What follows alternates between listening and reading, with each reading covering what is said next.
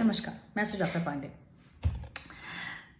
अभी जो एक बड़ी खबर आई है वो ये कि योगी आदित्यनाथ अपनी गोरखपुर वाली सीट छोड़ के अयोध्या से लड़ने का मन बना चुके हैं। पार्टी ने भी फैसला दे दिया है कि योगी आदित्यनाथ इस बार अयोध्या से लड़ेंगे।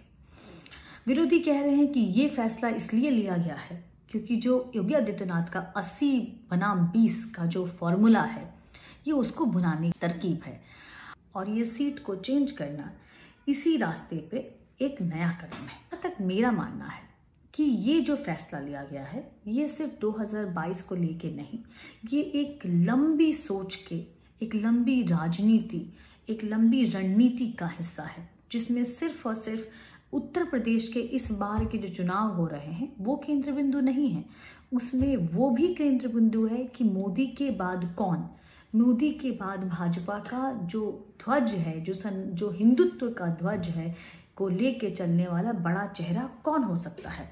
आज के तारीख में योगी आदित्यनाथ मोदी के बाद ऐसा चेहरा है और ये फैसला, ये गोरखपुर की अपनी परंपरागत जो सीट छोड़ के अयोध्या से लड़ने का जो फैसला है ये उसी दिशा में एक कदम है।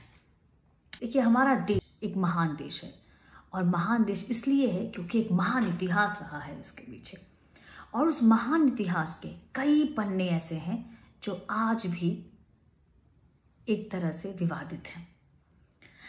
उसमें ऐसे कई स्थल हैं, ऐसे कई व्यक्तित्व हैं जो सनातन धर्म, जो कि हमारा एक मेजॉरिटी पॉपुलेशन है इंडिया का, उससे बहुत जुड़े हुए हैं। उनके लिए वो धर्म का पताका लेके चलते हैं। वो शहर भले हों लेकिन उनकी जो भावनाएं हैं वो लार्जर देन लाइफ हैं और एक सिर्फ वो उत्तर प्रदेश नहीं, वो जो एक पूरा भारत की जनता है, जो भारत का हिंदू जनता है, जो हिंदू धर्म के लोग जो मानने वाले हैं, उनकी भावनाओं का वो एक सिंबल है, एक प्रतीक है। अयोध्या, मथुरा, काशी, कांची, ऐसे ही कुछ नाम है। शंकराचार्य, राम, कृष्ण, ऐसे ही कुछ नाम है। और जब बात डेमोक्रेसी की आती है, जब बात आती है कि majority versus minority, minority versus majority, majority of minority and minority of majority की बात आती है, समीकरणों की बात आती है, सोशल इंजीनियरिंग की बात आती है, तो धर्म उसमें आ ही जाता है। और जब धर्म आ जाता है तो धार्मिक स्थान भी आ जाते हैं और धार्मिक स्थानों से आता है अयोध्या का इतिहास। अयोध्या का इतिहास, जहाँ पे राम मंदिर था, उस पे मुगलों के काल में बाबरी मस्जिद बनी, फिर राजनीतिकरण हुआ उस मसले का, एक जनमानस की भावनाओं को एक तरह से उबाल आया और बाबरी मस्जिद गिरा दी गई। और बाबरी मस्जिद गिराने के बाद एक लंबे अंतराल, एक लंबे संघर्ष के बाद योगी के शासन में राम मंदिर बना। बहुत से हिंदुओं के लिए वो एक सपना था, एक ऐसा सपना जो शायद कभी उन्होंने सोचा नहीं था कि ये राजनीति को पार करके सच में बदल जाएगा। फिर योगी आदित्यनाथ के राज्य में ये हुआ। अब इस पे दूसरे मत हो सकते हैं कि ये राजनीति की वजह से हुआ या धर्म की वजह से हुआ, लेकिन हुआ और इसका एक बहुत बड़ा असर उत्तर प्रदेश में और एक लार्जर नैरेटिव के रूप में है। तो अब आती है बात राजनीति की। तो जब भी ऐसे जगहों से जो प्रतिनिधि आते हैं वो सिर्फ वो एक शहर के प्रतिनिधि नहीं होते, वो एक राज्य के प्रतिनिधि नहीं रह जाते, वो राष्ट्र के प्रतिनिधि, राष्ट्रीय लेवल पे, राष्ट्रीय स्तर पे उनकी गिनती होने लगती है, उनका जो कद है अचानक से बढ़ जाता है।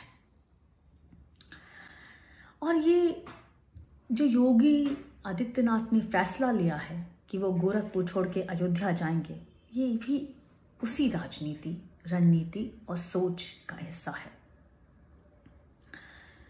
अब आप मोदी जी को देख लीजिए, यहाँ उनका चर्चा करना बहुत ज़रूरी है कि जब उन्होंने प्रधानमंत्री के लिए अपना नाम आगे किया या उनका नाम आगे आया तो उनके पास गुजरात में सभी जगहों से लड़ने की छूट थी।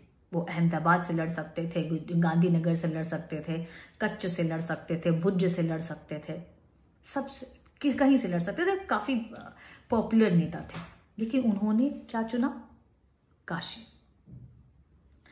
और उसको एक लार्जर नैरेटिव मिला, जन समर्थन मिला, सपोर्ट मिला, माइलेज मिला, मीडिया कवरेज मिला, और उसका एक लंबा और एक बहुत दूर जाने वाला उसके परिणाम हुए। उसको धर्म से जोड़ा गया, एक हिंदुत्व के सिंबल, एक उसके साइन, एक बहुत बड़े पथ की तरफ अग्रसर होने वाले नेता की तरफ उसका एक नैरेटिव बिल्ड हुआ।